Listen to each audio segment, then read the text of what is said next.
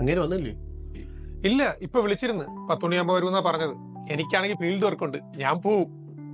ഭാഗ്യവാൻ. നമ്മളൊക്കെയാണ് പെട്ടിരിക്കുന്നത്.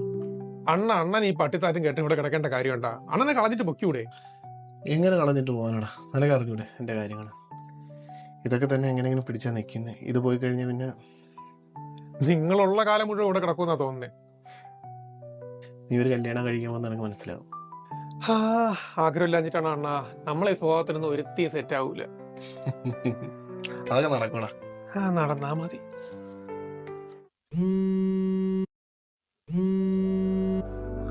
ആള് പറയടാ. ട്രിപ്പ് എന്റെ പൊന്നളിയ. ട്രിപ്പ് എന്ന് പറഞ്ഞ് അങ്ങനെ അടുത്ത് വല്ല ലീവ് ചോദിച്ചാലേ എന്റെ ഉള്ള കഞ്ഞുപിടികൾ മുട്ടും. ഒന്നാമത് അങ്ങനെ വായിരിക്കണം, ഞാൻ കേട്ടോണ്ടിരിക്കുകയാണ്.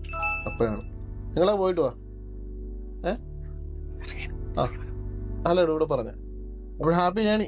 അടിച്ചു പൊളിക്കാം കേട്ടോ. ഓക്കെ.